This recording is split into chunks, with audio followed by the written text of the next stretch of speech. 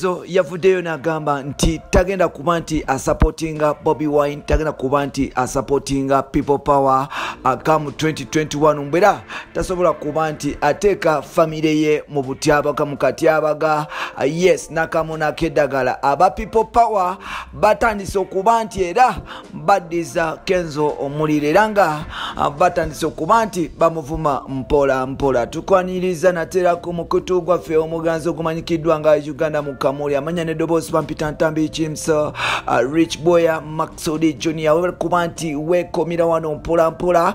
Subscribe gwatana bakuba nti subscribing nawe ya subscribing ngamba nti yes webale nnyo kuba nti okikola mpola mpola kasero kuba nti tutambula ffenna 24/7 tugenda kuweereza tubagenda kuba nti tukuweereza mpaka non stop. Yes non stop n'abantu tubikutusako byonna byonna mpola mpola paka gye tunagwerera mpola mpola. Now nga tugenda yes nga tugenda mu kalulu ka 2021 Bobi Wiine wagenda okuba nti yesimbirawo oba kuba nti yesimbawo ku ntebe y'obwa president nga ate mu nsi ke twakitegeddeko nga bwe muli president Yoweri Kaguta Museveni ku gata yes Norbert Mao ku gata yes n'omusajja omulala amanyikiddwa nga Elias Lukwago Ssalongo mpola mpola. Yes abafan oba bafan ne basupporta Bobi Wiine babadde basuubira nti omuyimbi oba omuntu waabwe amanyikiddwa nga Eddy kyekisera okuba nti yavaayo n'okuba nti yegattako nga gavumenti yakaba nti ereeta amateeka amakakali ku bayimbi. Yes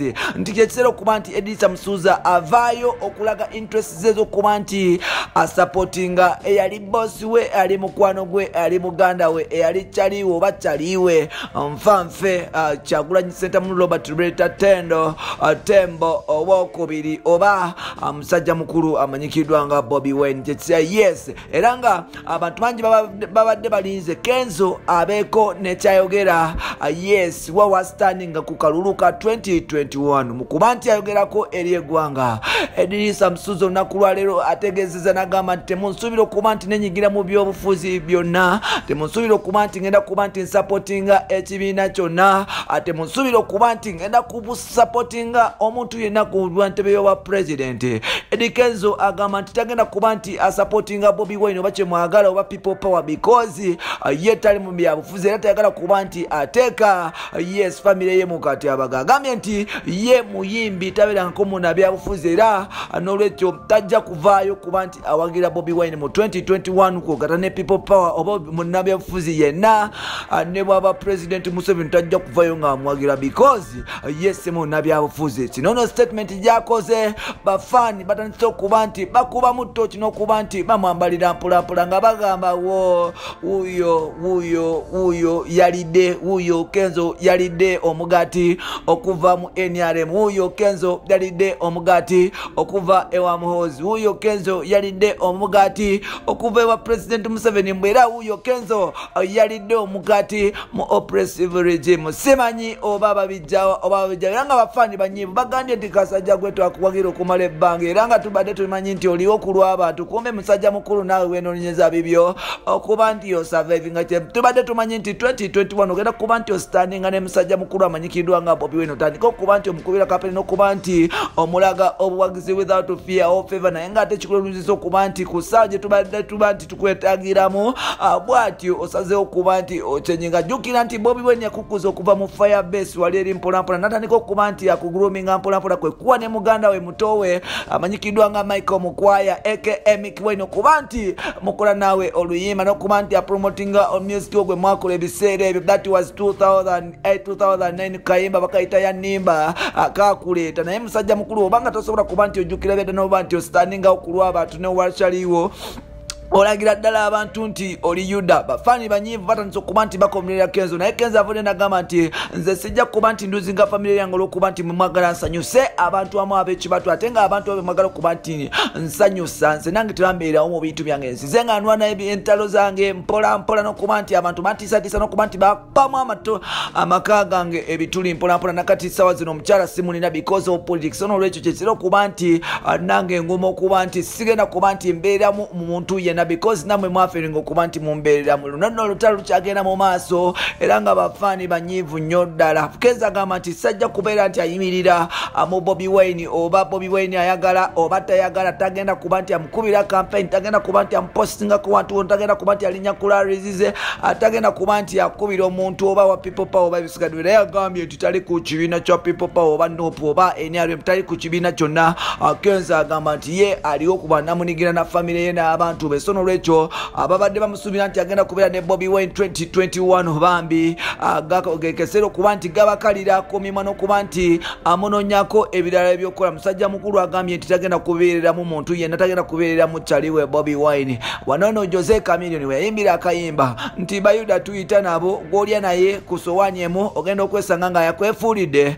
Yes, afuuse nga ayagala just kuba nti akumira bumize. Kanono obubaka bunono abafaani babutwalira musajja mukulu amanyikiddwa nga Eddy Kenzo avudde mu kitaawe Bobi Wiine. Kati nno tetumanyi kiki kigenda kuba nti kiridira mpolampola kubanga omusajja batandise okuba nti bamuteekako amaanyi. Elias Lukwago-Buyaze basajja be ab'okulusegere batandise okuba nti bamuvamu ne Stella Nyanze batandise okuba nti bampolampola. Kino kiraga nti system maybe egenda kubeera tough mu maaso naye nga ate tekigenda kuba nti gwe ogenda mu maaso okuba nti okuba akalona okulonda omuntu yenna akusanyusaka mu 2021 oba Bobi Wiine oba Museveni oba Lukwago obani bonna abajja solonga azigwe goyagala agenda munnange omuwakalu because olinedde okuba nti olonda era nga ensi yonna etambulira ku elections, naye wabula olina okuba nti olonda abakulembeze botagenda kujjusa mu maaso abasobola okuba nti bakipinga Uganda n'okutwala Uganda mu maaso mpolampola oba muto oba si muto oba mukulu oba si mukulu.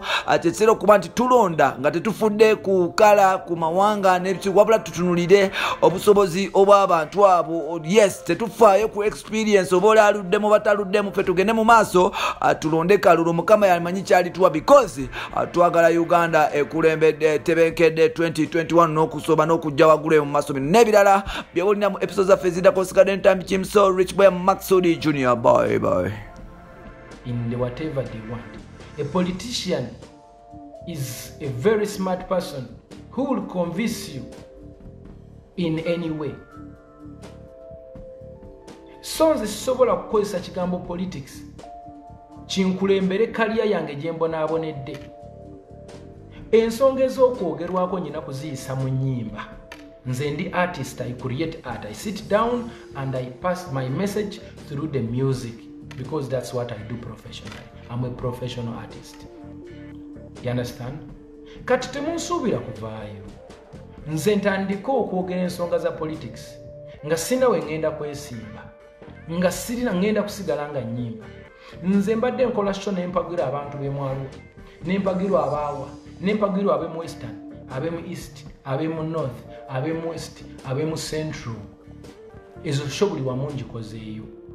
Mpagirwa abantu abawagira ebibiina ebyenjawulo be bazze bampa ssente ku mikolo gyabwe wano na wali, wano na wali, wano na wali. I'm an artist, I'm a musician, I do sing. Message zonna ze nyina okwogera ezikwata ku bulamu bw'omuntu w'ewansi nyina kuziyisa mu nnyimba. Temunsuubira okuggulawo Facebook yange ne ntandika okuleekaanira ensi nga neekalakaasa nga nkuma mu bavubuka omuliro nga mbagamba tugende tusonge wano songa wali kola kino kola kiri. I'm a professional. I have okuhandolinga ebintu slowly, easy, fine. Nze temunsuubira okuvayo nyono ne kaliya yange mu politics. No. Bwe muwuliriza ennyimba nsobola obbakubira mu nnyimba zange ze nayimba ezikwatagana n'obulamu bw'ensi eno n'ebyobufuzi. Tuzaanalizinga nze nammwe wamu. Ngenda bakubira oluyimba kangenka biwoobe. Owulira njagala mumpulirize bulungi katono kakulu wane wantu wakulu bavubuka bannange wana wantu wakulu nnyo muwulirize ebintu bye mbagamba. Nze sisobola kukwata kariya yange gye mbonaabonedde n'engiteeka mu kigambo politics kubanga mba ngenda kubonyaabonya obulamu bwange n'abaana bange n'abazzukulu. Ebintu bye tukomplaininga mu Uganda olwaleero byabeerawo emyaka gyonna nga tetunaba na kuzaalibwa. Bwe mba muwakana mugende muwulize oluyimba lw'abasudde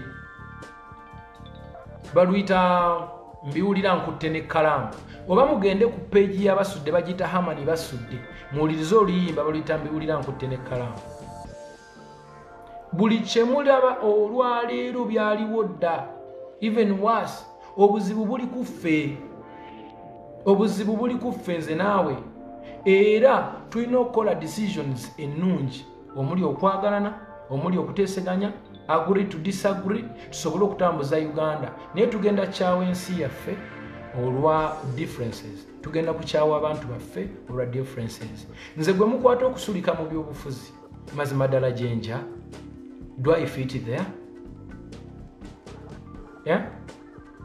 Do I fit there?